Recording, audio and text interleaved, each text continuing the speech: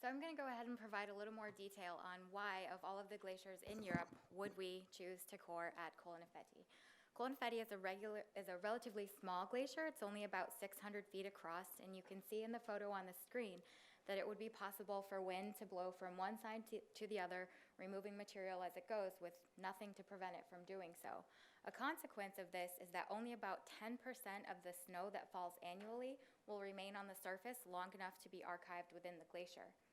Most of that 10% is snow that falls during the summer, and this has particular relevance for our historical comparisons. So another consequence of this wind-driven system is that the amount of snow that falls is incredibly variable in space and time. If you looked at each of these different ice core sites, some of which Paul showed earlier, they might have slightly different accumulation rates, but generally we're looking about 2 to 3 feet per year. Now that's a relatively low rate of accumulation, and what that means is despite it being only about 300 feet thick, we can archive a tremendous amount of years within this glacier, and that's really what makes it unique. Colonifetti seems to be the only glacier within Europe from which it would be possible to collect an ice core spanning several thousand years. So given its unique nature, a tremendous amount of work has already been done there. In fact, this year marks the 40th anniversary of ice coring at Colonifetti. There'll be a special session held at the Swiss Geoscience meeting later this month, and Pascal, who we have here on Skype, will be giving a keynote lecture at that session.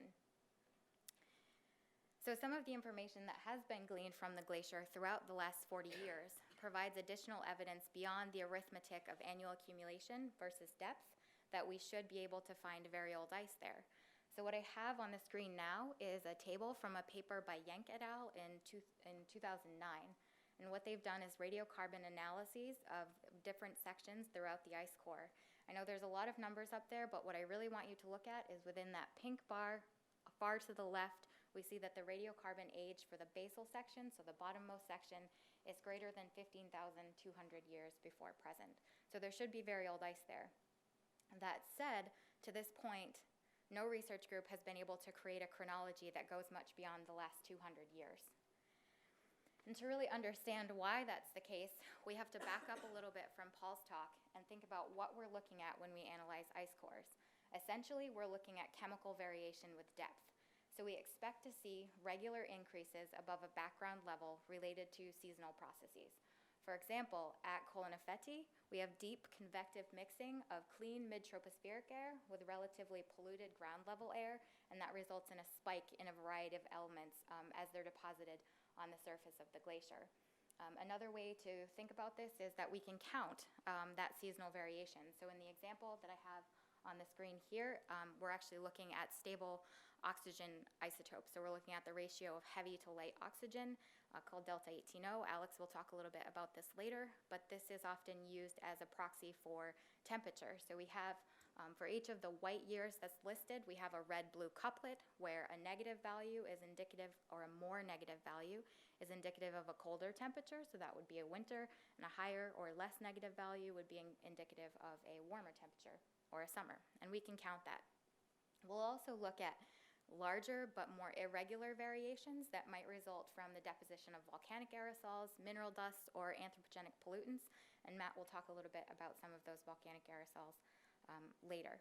So the problem at Colonifetti has thus far been that the methods that we use to analyze ice cores, which involve melting the ice, are incapable of producing a sample that's small enough to capture this regular variation once we get lower in the ice core, where that already thin layer deposited at the surface has been compressed by newly falling snow. So the only way forward was to develop new instrumentation. And that's what we've done, as Paul already introduced, at the University of Maine Climate Change Institute's Keck laser ice facility. We use a system that requires an intense burst of energy delivered by a short laser pulse to sample the ice core. The diameter of the laser beam is about 100 microns, which is the average thickness of a single human hair. What that means is that as we traverse along the surface, we can analyze as many as 50,000 unique points along a 3-foot or 1-meter ice core, which is pretty standard for the ice coring community. This should be compared to the 200 that you could get from the absolute best melt-based method. So this truly is a revolutionary system, and using this, we've been able to greatly improve our resolution. So we have, with this system, collected 1.5 million measurements from from about 90 feet of our 210-foot ice core, and that's the lowermost section. We've used those in combination with a couple measurements, 30 additional elements from the melt-based systems called continuous flow analysis, or CFA, to create an age depth scale. So what I'm showing on the screen is calcium from the laser in red at the very top. And this has been smoothed. Calcium from the CFA in the middle, and ammonium from the CFA at the bottom. CFA ammonium is what's historically been used as an indicator of seasonal variability at Colonifetti, because where it's coming from is the uplift of soil dust during that convective mixing each summer, so from the surrounding valleys. This plot is important to us for a variety of reasons. First, it shows that the ammonium signal is comparable to the calcium signal. This is important because in the past we've only used the ammonium for this type of thing. And what it also shows is that the laser calcium at a depth where the size of those individual layers is large enough to still resolve them within the melt-based system is very, very similar to what we see in the CFA. So this gives us confidence that when those layers are too small at the bottom of the ice core to resolve with the melt-based system, we're safe to use the laser calcium on its own. So using these measurements, we have counted each of the individual layers much the same way that you could do with those spikes that we saw earlier on the Delta 18O plot. So what I'm showing here is an example of how we might have gone along and counted those individual layers. The black would be years that we're confident in, and the gray would be layers that we're not so certain of. And adding those not so certain years is a way that we can account for that uncertainty in our timescale associated with the irregular snow deposition. So doing this, we have gone back to about 1500 BC, which is a lot farther back than 2000 or 200 years ago. We can also use the irregular vents, like those volcanic aerosols, to create further confidence in our timescale, which is something that Matt will talk to you a little bit about later, as well as measurements of radiocarbon, which are being conducted and developed at Heidelberg University. So because of the number of ice cores that have been collected at Colonifetti, we have other ways that we can think about how well we've created this timescale. What I'm showing you on the screen now is, again, the Delta 18O from two separate ice cores. One that was collected in 2013 in blue, and another collected in 2005 about 100 meters away in red.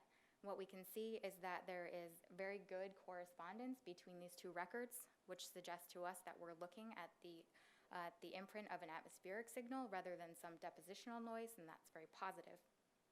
We can also see that there are a couple different large dips in the record. For example, this one at 1250 or 1260 AD, and that corresponds to a very well-known volcanic eruption. So that gives us additional confidence that our timescale is pretty good. So before jumping into the comparisons with the historical record, we wanted to make sure that we had sort of quality checked what we're seeing in the ice core. And to do that, we chose to look for whether or not it was possible to reconstruct known patterns of atmospheric circulation using the data we collected from the ice core. So the deposition of Saharan dust at Colonifetti is pretty well established, and there are two different pathways that this usually happens by. What I'm showing on the screen now is, thank you, Mike. What I'm showing on the screen now is winds at the 500 millibar level. So at this level, weather systems and precipitation are usually following those winds, and that's about 18,000 feet above sea level if we want to think about where we are on average. And what we can see here is that there are two different pathways. So the first is a direct pathway where you have air blowing from the Sahara directly north across the Mediterranean to be deposited at the Alps. So this is a south to north flow. In the indirect pathway over here, we have this anticyclonic or clockwise diversion of this dust or of this wind and entrained dust out to the Atlantic before it comes back down to be deposited at Colonifetti via a north-south flow. So in order to look for these things within our ice core, we use the same program or software system that Paul was talking about earlier. This is Climate Reanalyzer, which was developed by Sean Burkle, who's the Maine State climatologist. He's also a member of the Climate Change Institute. And we can use this to look for correlations between what we see in our record in terms of different elements and those atmospheric patterns. So this, I know, probably looks very, very complicated, but this is going to be the indirect method. So what we see here, again, we're looking at the 500 millibar level. We're looking at vertical winds. So if we have a positive correlation, one of these orange colors, then our ratio of silica to aluminum, which are both dust elements, are going to be positive if the increase in silica to aluminum is associated with, what? Oh, sorry, silica to aluminum ratios. So we have a positive association out here in the Atlantic, which means that if the wind is blowing from the south to the north, and that is correlated with increasing silica to iron, whereas over farther to the east, we have a negative correlation, which means that increasing silica to iron is associated with north to south flow. So this replicates that indirect method that we talked about earlier. If we look at a different set of elements, if we look at aluminum to calcium, we see the opposite pattern, where we have that positive correlation with south to north winds occurring where it would be possible to see direct flow from the Sahara to the Alps. So this is a really great thing for us to see because it proves to us that we are able to reconstruct atmospheric patterns using the proxies that we have in the ice core. And it also suggests that in the future we should be able to use these measurements to think about which geographic regions are being impacted by other climate phenomena observed in the ice core.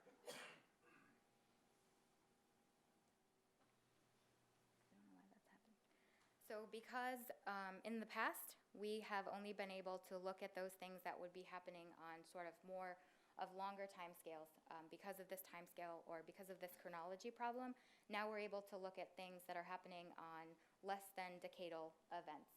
The most obvious place to start is volcanic eruptions. So for example, I'm showing here this eruption of 1815, which caused the year without a summer, and there are various potential historical associations listed across the bottom. And this is something that we can use a benchmark for looking at unknown climate phenomenon or unknown events. If we see this amount of associations or this amount of records within the historical accounts, we can use that to sort of calibrate what we might see at other events with a similar temperature decrease. We're interested in things other than temperature as well, and this is something that is really very new. We haven't done much with this yet. These are fresh off the ice core, as Mike said earlier. These are measurements from the laser, and we're looking at things that might suggest the impact of humans on the environment rather than the impact of the environment on humans. So for example, what I'm showing here is measurements of lead and copper from the ice core, which could suggest smelting activities. We haven't really done much with this, but this is something that we look forward to talking to you about in the future. So I think Matt will speak now about some of the tephra work.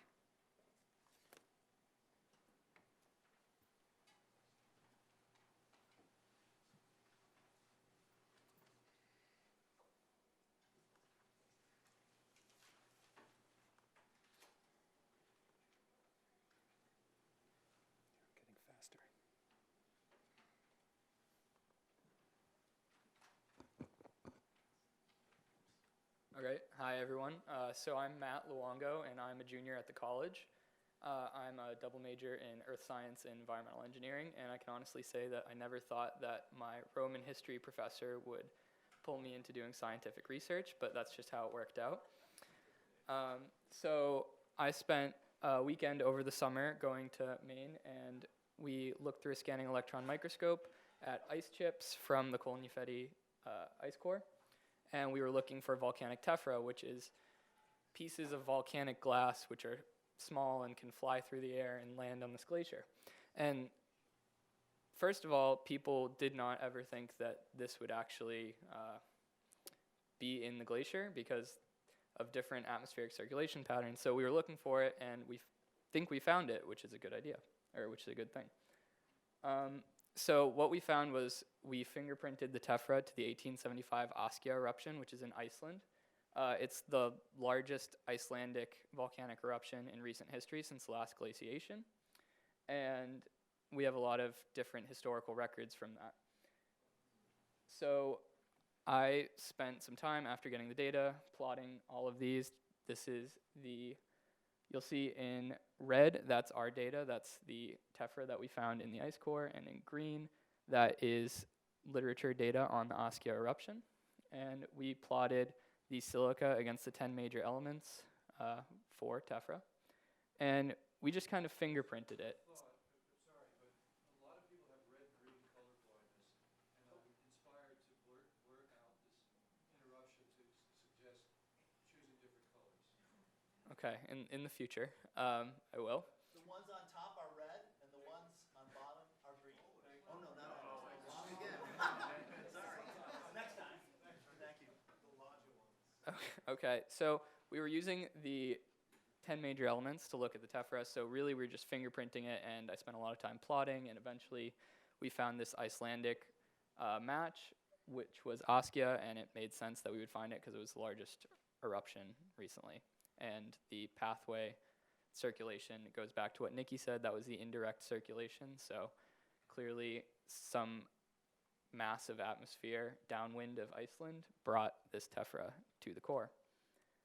And then this is my last slide. It's just showing on a mineral chart where our tephra was. They're rhyolitic, and that when I made that plot, that was when we first realized that we probably had something, because a lot of times the green dots wouldn't even show up on the plot. So, yeah.